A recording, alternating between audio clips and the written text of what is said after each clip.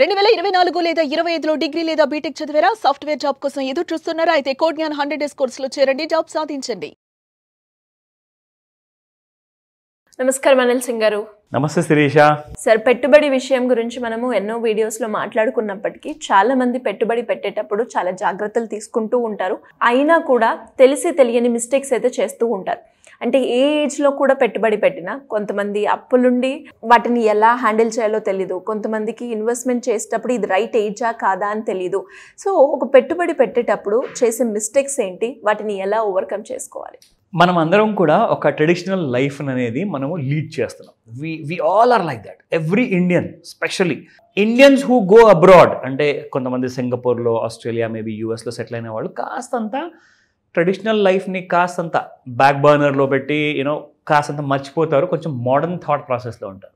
అందుకేనేమో more than 60% US ఉన్న పాపులేషన్లో వాళ్ళందరూ కూడా ఇన్వెస్ట్మెంట్కి ఎక్కువగా ఇంపార్టెన్స్ ఇస్తారు. And that's why they are the richest country in the world కదా. మన భారతదేశము 75 సంవత్సరాల తర్వాత కూడా, 77 సంవత్సరాలు అయిపోయింది ఇన్ఫ్యాక్ట్ మనకి ఇండిపెండెన్స్ వచ్చేసి, ఇప్పుడు కూడా మనము $4 ట్రిలియన్ అన్న ఎకానమీకి చేరుకోవడానికి ఇంకా దారిలోనే ఉన్నాం. అమెరికా ప్రతి సంవత్సరము $30 ట్రిలియన్ గూడ్స్ ఓన్లీ కొంటది. మనము $4 ట్రిలియన్, వాళ్ళు $30 ట్రిలియన్ ఓన్లీ కన్జ్యూమ్ చేస్తారు. వాళ్ళ కంట్రీ ఎకానమీ చూసుకుంటే $27 ట్రిలియన్ వాళ్ళ వర్త్ అనమాట, వాళ్ళ నెట్వర్త్ కంట్రీది.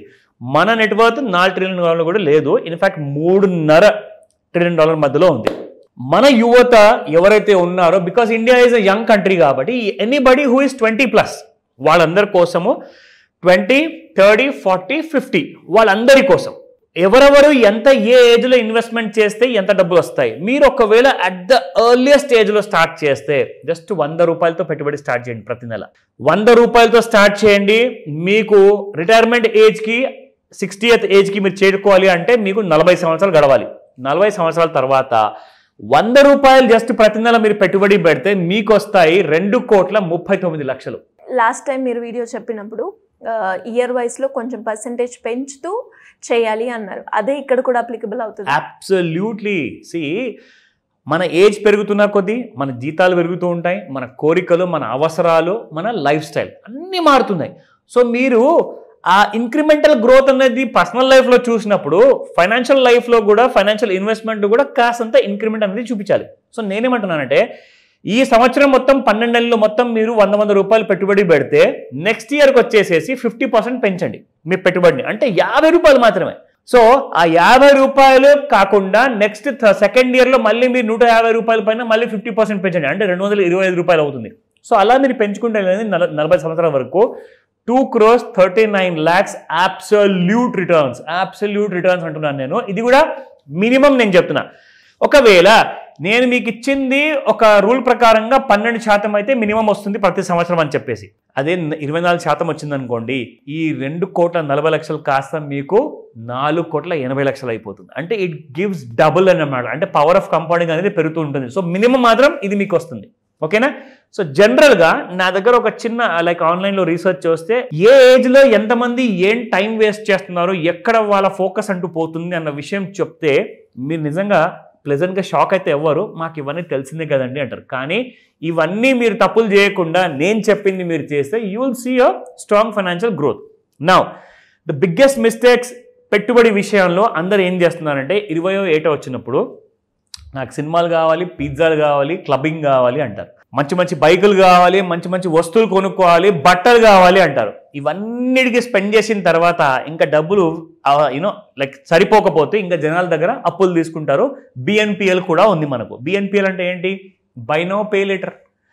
సో మీకు తెలియకుండానే మీరు అప్పుల్లో కూరుకుపోతున్నారన్న విషయం మీకు తెలియట్లే. అట్ ద ఏజ్ ఆఫ్ 20 అది చాలా సెన్సిటివ్ ఏజ్, అది యంగ్ ఏజ్, అది ఆ టైంలో కూడా జనాలు ఈ అప్పులు చేస్తున్నారు. At the age of 30 they are not building a new income stream. వాళ్ళు ఏం చేస్తున్నారంటే ఒక ఉద్యోగం సంపాదించుకుంటున్నారు, ఆ ఉద్యోగంలోనే ఫోకస్డ్గా ఉంటున్నారు, ఇంకొక సైడ్ ఇన్కమ్ అనేది ప్లాన్ చేసుకోవట్లే. అంటే some kind of a part time job కానివ్వండి, some kind of a business కానివ్వండి, సంథింగ్ ఒక ఎక్స్ట్రా ఇన్కమ్ స్ట్రీమ్ అనేది ప్లాన్ చేసుకోవట్లే.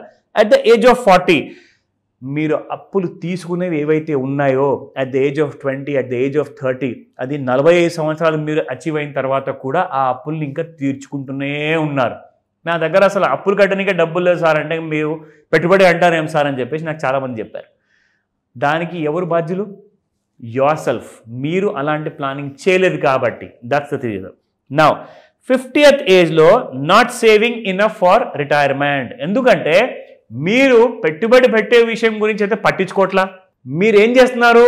రిటైర్మెంట్ గురించి కూడా మీరు పట్టించుకోవట్లేదు.